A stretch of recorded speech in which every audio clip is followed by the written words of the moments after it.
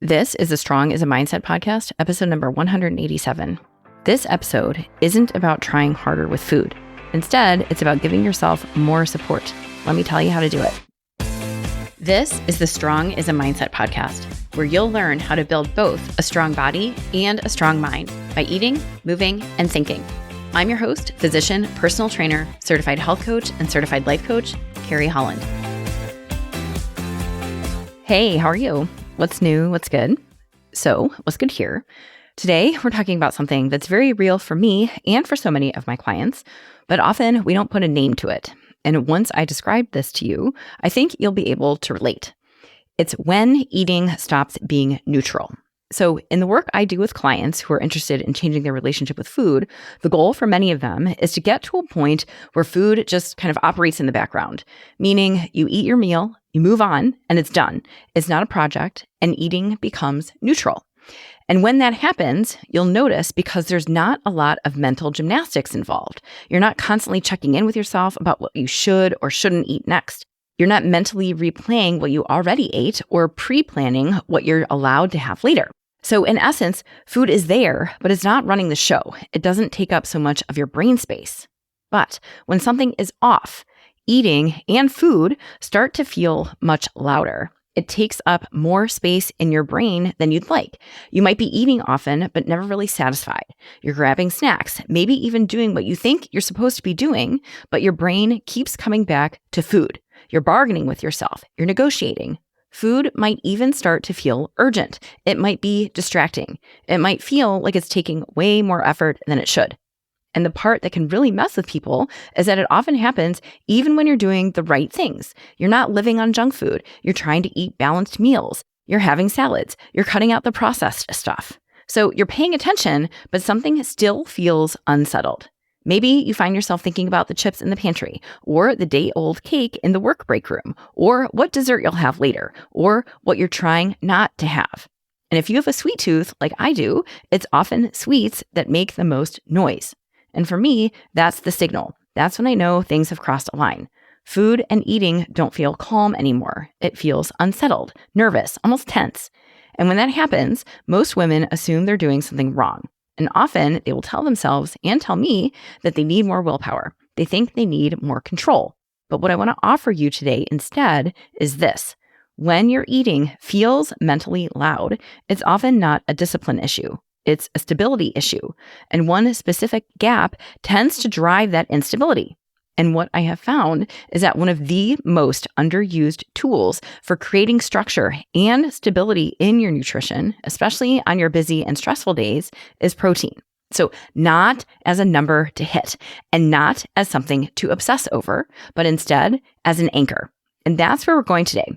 We're going to talk about protein, but this episode is different. This is not Protein 101. This is not about counting grams of protein, how to properly space your protein throughout the day, hitting exact numeric targets, and what the best sources of protein are. To be clear, I have written a number of podcasts about protein already that address all of those questions, and I will link those at the end of the show.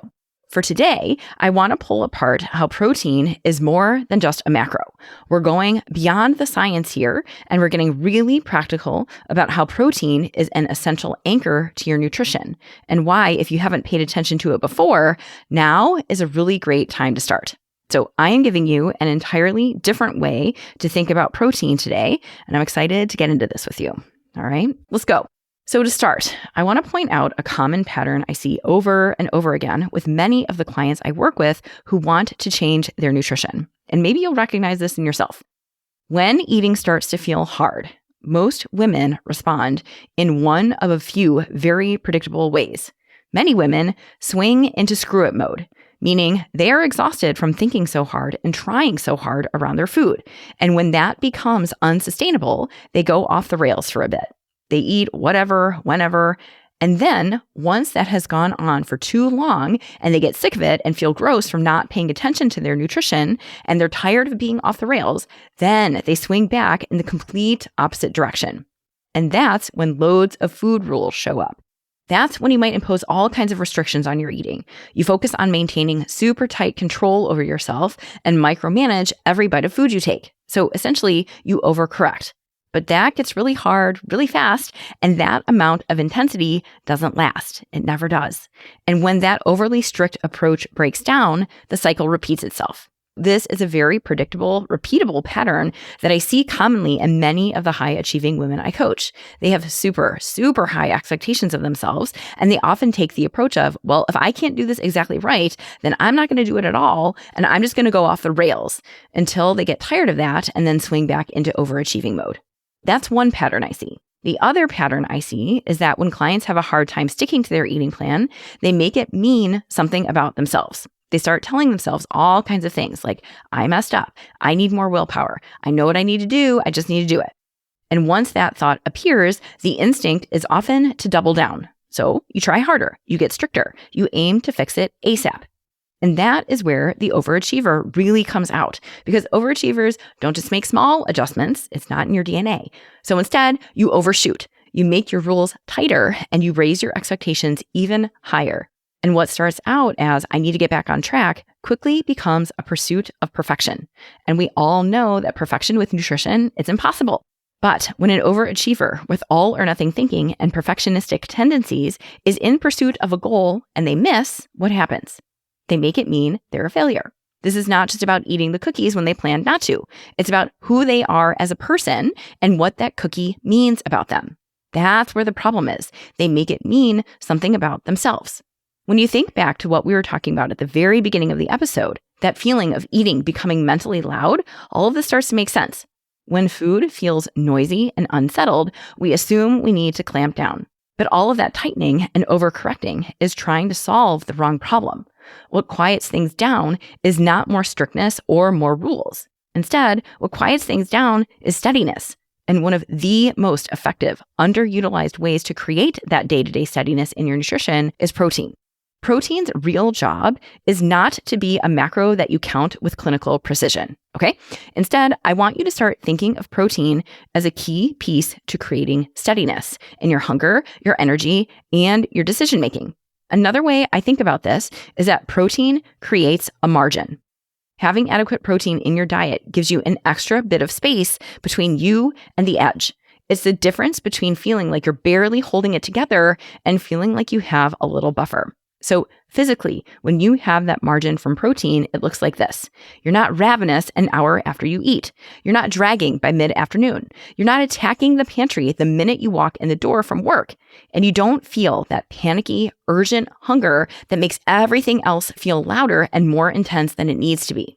When your protein is too low, you've got no margin. When your protein intake is too low, hunger shows up fast, it shows up strong, and it does not back down. It demands your attention. And once that hunger gets noisy, it's pretty hard to ignore, and it makes everything else about following your food plan that much harder. On the flip side, when protein is adequate, your hunger stays more even. It doesn't disappear, but it stays quieter, more predictable. It shows up gradually instead of all of a sudden. So you notice it, but it doesn't hijack your attention. You give yourself room. There's space. There's space between meals when you're not constantly thinking about food. Space between the first hunger signal and the urge to immediately fix it. Space between feeling tired and feeling like you need to eat something just to get through the next hour. So you're not operating right up against your limits all day long, okay? You can go to a meeting or be in an OR case that runs long without getting frantic about food. You can leave work and drive home without feeling like dinner has to happen immediately or else everything will fall apart. That space creates options. That space you get from not being overly hungry allows you to slow down and check in with yourself. And that is huge. When you're not operating from over hunger, your decisions are calmer and less urgent. This is a big takeaway I want to spell out. Eating enough protein doesn't just change what you eat, it changes how you eat. You're not constantly negotiating with yourself. You're not spending mental energy trying to manage hunger, cravings, or rules. And food starts to take up less space in your brain because you're satisfied. And I think it's worth briefly answering the obvious question here, which is, why protein? Why does protein create this steadiness and space in a way that other foods often don't? At a very simple level, remember that protein digests more slowly than other macronutrients and keeps your blood sugar more stable. Basically, protein sticks around longer. So instead of getting a quick spike of energy followed by a drop, you get something that lasts. And as a side note, if you really want to create even more steadiness, add more fiber to your diet, along with bolstering your protein, and you will see these changes compounded. And to be clear, carbs and fats absolutely do have their place. I am not anti either, but on their own, they tend to be more fleeting. They keep you satisfied in the moment, but they do not have the staying power that protein does. Protein is different. It sends your brain a much stronger signal of, hey, we are good for now, not just physically, but mentally. So that's why you can eat something carb heavy and find yourself thinking about food again just a few minutes later. But a protein-forward meal will help quiet things down, not because you're full to the point of discomfort, but because your system feels fed in a more complete way. And I've definitely experienced this for myself. So years ago, my go-to mid-afternoon snack was a granola bar, thinking that this would hold me over until dinner. And it didn't. In fact, that granola bar almost seemed to make me more hungry. And it's because it was pretty much all carbs with a hint of fat. And then I learned more about protein and switched it up. And so now my snack is a piece of sourdough toast with cottage cheese on it, probably like a half a cup. And that most definitely has made a difference. That protein sticks with me. I feel less hungry. I feel less antsy about eating more food. I don't feel the urge to keep snacking. I'm just satisfied, and I don't feel compelled to overeat up until dinner. And the point here is that protein doesn't just take the edge off hunger. It slows the whole process down. And that slowing down is what creates a buffer between meals. It allows you to pause before decisions, and it gives you the sense that you're not constantly chasing the next bite of food. So that is your margin. And when that margin isn't there, when protein has been too light throughout your day, this is how it usually shows up. Not as some big dramatic blow up, but in the middle of your ordinary days. So for many women, that starts in the afternoon. They're eating, but they're not really feeling satisfied. They might be grabbing something every hour or two, a handful of this, a bite of that, but nothing really quite sticks. And that's because hunger keeps resurfacing. And with that comes a restless, unsettled feeling that something is still missing. And that is where afternoon snacking tends to creep in, not because they're out of control, but because their body is looking for satisfaction that has not shown up yet. So food becomes a way to keep pushing through. It's a way to stay focused, to stay productive, and to grind through to the end of the workday. And by mid-afternoon, many women describe feeling done. Not just physically tired, but mentally tapped out, decision fatigued, running on fumes. And at that point, hunger and exhaustion start to blur together, and food feels less like fuel and more like a tool to get through the next hour. And then evening happens, and this is where things often tip over. This is where many women walk in the door already over hungry and overtired, and suddenly the urge to eat feels super intense. And by the time dinner rolls around, you're reacting to the whole day instead of just eating a meal. And once dinner is over, it doesn't stop there because evening snacking typically ramps up. And what's really happening here is a combination of stress, undereating, and not having enough protein throughout the day. So that lack of margin in your diet has finally caught up with you by evening when you're tired and your guard is down.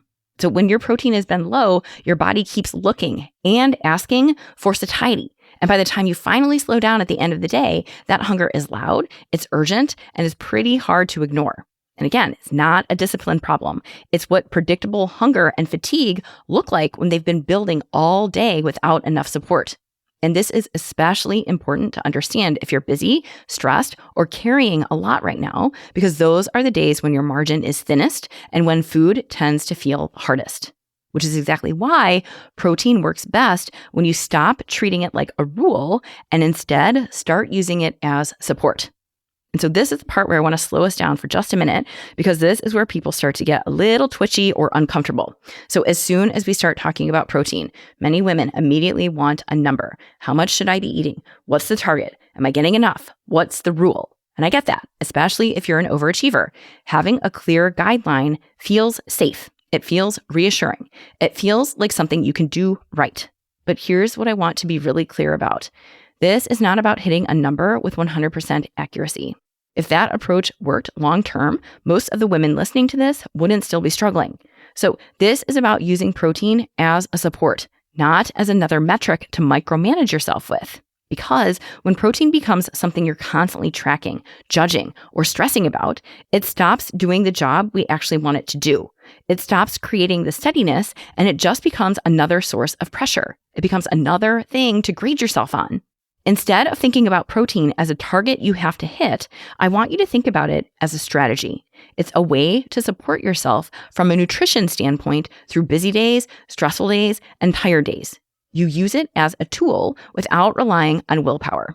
And yes, I'm going to give you a guideline here because most people want one, but I want you to use it as a reference point, not a rule. A simple place to start is this. Aim for about 1/4 to 1/3 of your plate to be protein at meals. That's it. Not grams, not perfect distribution, not optimization. This is just a visual anchor that helps you check in and ask, is protein actually present here? So 1/4 to 1/3 of your plate. And if that feels like a stretch right now, that's okay. You don't have to jump from where you are to some ideal version overnight. Instead, remember the 1-degree shift. I mention this concept often on the podcast, and I think it applies here. Look at what you're currently doing and aim to increase from there. 1 degree. That's it. A little more protein than yesterday, a little more intention and focus than last week. That might mean adding more protein to breakfast when it wasn't really there before. Or making lunch more substantial so that it actually holds you over. Or noticing that your meals are mostly carbs and fat and asking, what would make this meal more supportive of my goals? It's not about being rigid, it's about being honest. And I also want to say this clearly. Protein works best when you use it ahead of time. What does that mean? It means you don't try to scarf a bunch of chicken breast down when things have already fallen apart. So instead, you put your protein earlier in your day so that once your stress starts loading, and it will, you're not trying to make good food decisions from a completely depleted place. You're making a small but intentional choice to have protein now that makes the next few hours easier. And when you do that consistently, when you make a plan, follow through, and then actually notice how much better you feel, something really cool happens. You start to trust the process. And not because I'm telling you it should work, but because you experienced it for yourself.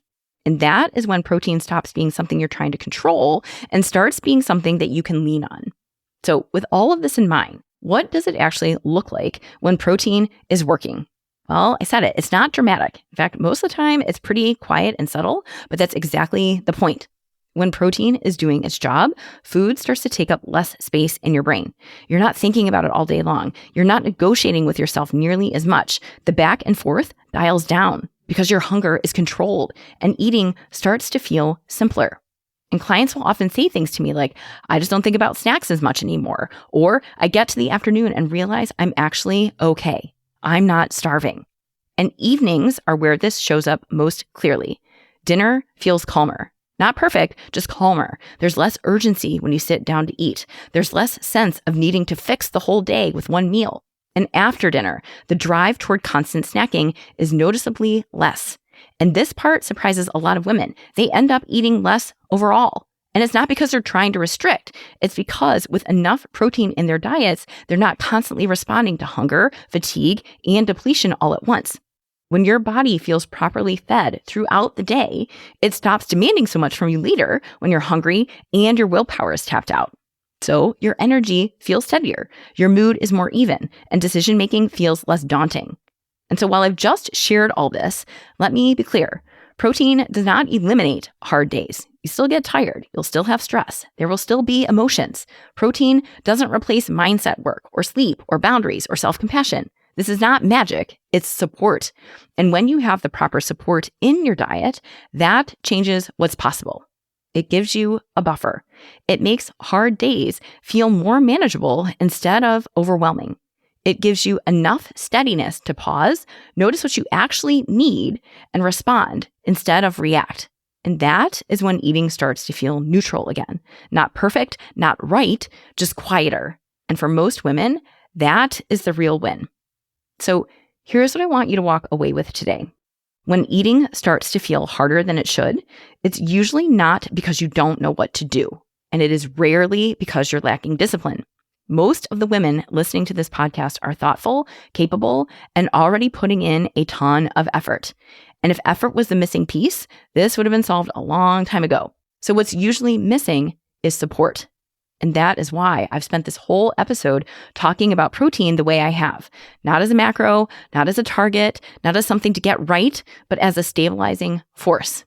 Something that makes the rest of the process feel more manageable instead of more challenging. Because real life isn't neat.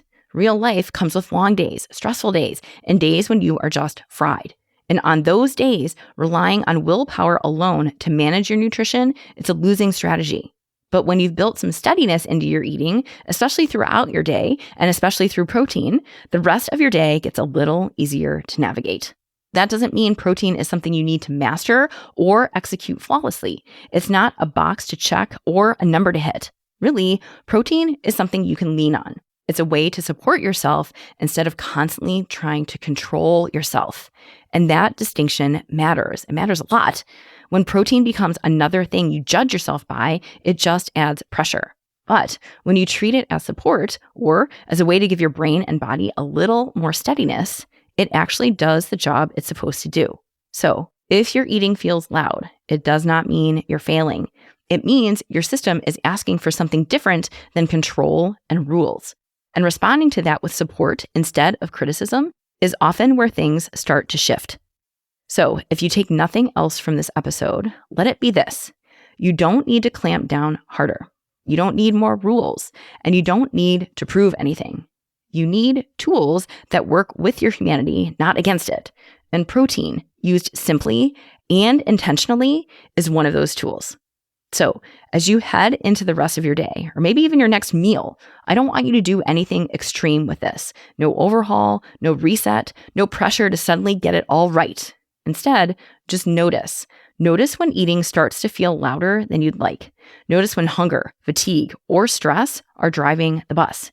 And instead of responding to that with more rules or more criticism, see what happens when you respond with a little more support, because that is where the change actually happens.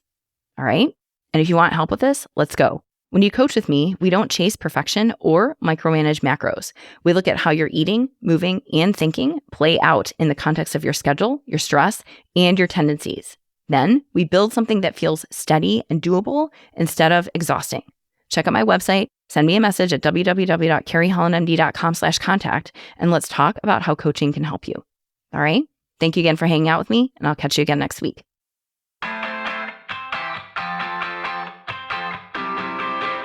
Hey, if you want to build muscle but don't know where to start, I've got you covered. Head over to carriehollandmd.com/buildstrength and download my free guide to help you maximize your strength training. Inside, you'll find the essential exercises for building muscle, plus simple 1, 2, and 3-day workout plans that you can follow with just dumbbells and a bench. You'll also find strength training tips to help you train smarter and see real results. My goal is to help you get strong, and this strength training guide will help you do it. Go to carriehollandmd.com/buildstrength and check it out. Thank you for listening to the Strong is a Mindset podcast. If you want to learn more about how to build both a strong mind and a strong body by eating, moving, and most importantly, thinking, check out carriehollandmd.com.